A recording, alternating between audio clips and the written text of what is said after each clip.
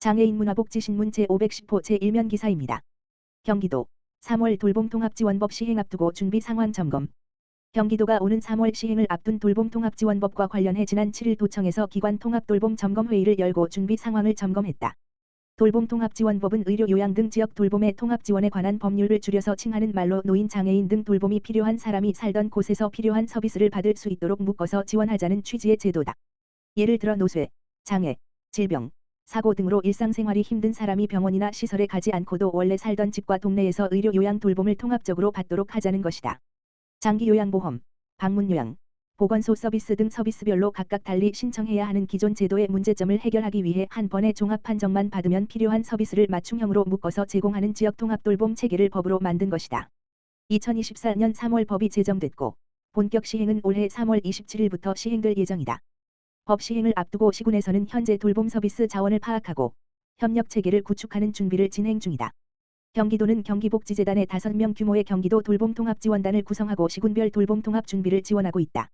이날 회의는 통합돌봄 추진 전반을 점검하고 실국과 공공기관 간 협력을 강화하기 위해 마련됐다. 회의에는 경기도, 경기복지재단, 경기도사회서비스원, 경기도의료원, 경기주택도시공사, GH 등 통합돌봄 관련 공공기관이 참석했다. 실국별로는 복지보건의료서비스 연계 강화 주거 기반 돌봄 환경 조성 인공지능, AI, 기술을 활용한 돌봄 서비스 고도화 농어촌 및 취약지역 돌봄 사각지대 해소 사회적 경제 조직과 연계한 지역 돌봄 생태계 구축 등 다양한 정책과 과제가 공유됐다. 참석자들은 통합돌봄이 단일 부서 역할이 아닌 도 전체의 협력 과제라는 데 공감하며 기관 간 정보 공유와 역할 분담, 협업체계 구축의 중요성에 의견을 모았다. 한편 경기도는 통합돌봄 추진에 앞서 2024년부터 누구나 돌봄과 찾아가는 돌봄의료센터를 추진하고 있다.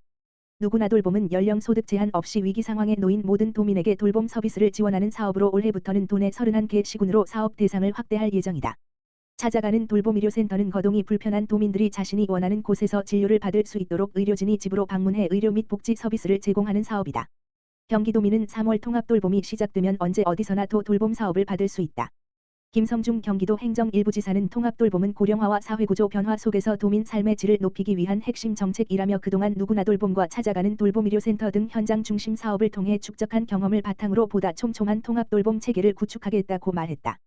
장애인 활동 지원 연말정산 간소화된다. 보건복지부 장관 정은경은 올해부터 장애인 활동 지원 서비스 이용자의 본인 부담금이 국세청 연말정산 간소화 서비스와 연계되어 세액공제액으로 자동 반영된다고 밝혔다.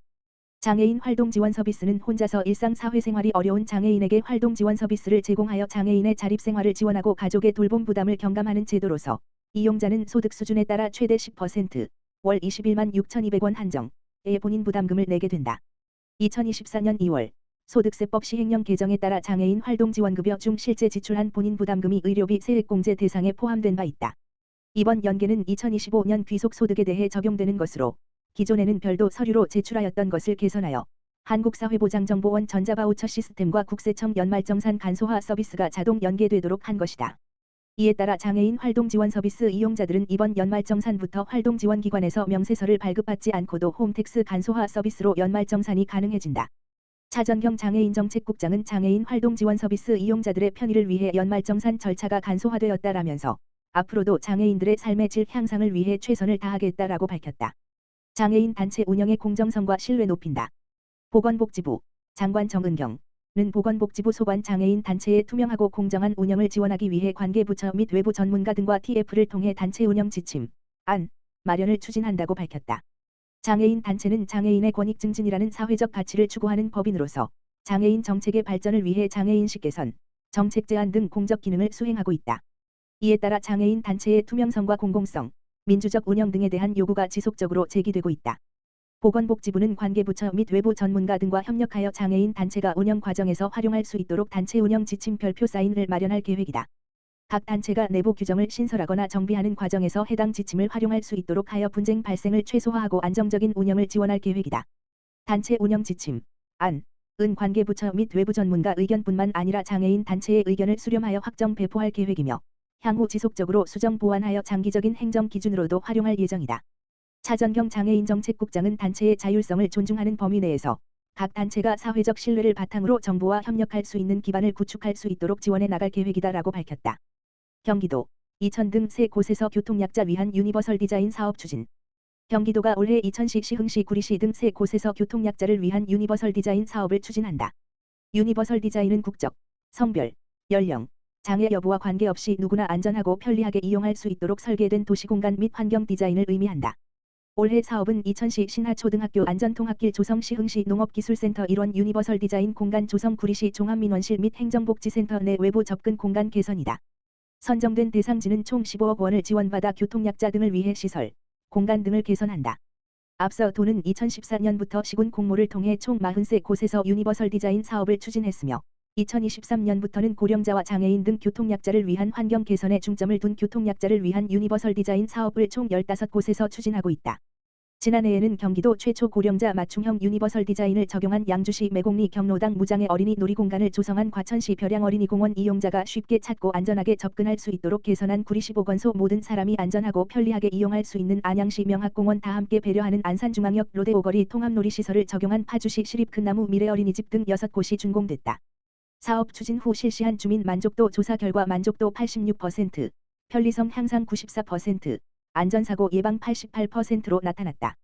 이와 함께 도내 공공기관의 유니버설 디자인 적용 확대를 위해 다양한 분야의 전문가로 구성된 유니버설 디자인 자문단 컨설팅을 지원하고 있다. 또한 도민 공감대 형성과 관련 업무 추진 시 참고자료로 활용할 수 있도록 경기도 유니버설 디자인 사례집 전자책, 이복을 제작해 디자인 경기 누리집에 게시했다.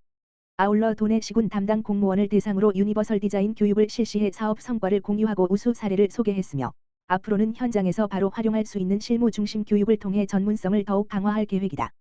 강길순 경기도 건축정책과장은 사회환경 변화에 따라 누구나 안전하고 편리하게 이용할 수 있는 환경 조성의 중요성이 커지고 있다며 유니버설 디자인 확산을 통해 도민 삶의 질을 높이는 정책을 지속적으로 추진하겠다고 말했다. 교통약자를 위한 유니버설 디자인 사업 및 컨설팅 등 관련 정책에 대한 자세한 사항은 경기도청 건축디자인과 공공디자인팀, 지역번호 031-8008-3488으로 문의하면 된다. 새해 첫걸음. 장애계와 함께하는 동행. 보건복지부 장관 정은경, 은성호 인구사회서비스정책실장은 1월 8일 목 14시 이룸센터 서울 영등포구 소재에서 열린 2026년 장애계 신년인사회에 참석하여 장애인 단체를 비롯한 장애계 관계자들과 새해 인사를 나누고 장애인 정책의 발전을 위해 소통과 협력을 강화하기로 하였다.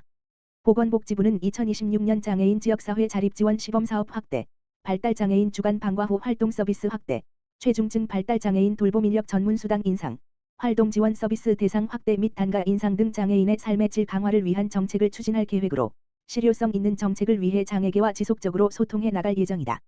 은성호 인구사회서비스정책실장은 장애인 정책의 지속가능한 발전을 목표로 장애인 단체가 장애인의 권익 증진이라는 사회적 가치를 실현하기 위해 책임있는 역할을 수행해야 한다라고 강조했다. 또한 보건복지부는 장애인 지역사회 자립지원 등 수요자 중심의 정책을 통해 장애인이 독립된 주체로서 생활할 수 있도록 지원할 계획이며 장애인 단체가 단순한 정책의 수요자에 머무는 것이 아니라 투명하고 공정한 운영을 통해 사회적 신뢰를 바탕으로 정부와 함께 정책을 발전시켜 나갈 수 있기를 기대한다라고 밝혔다.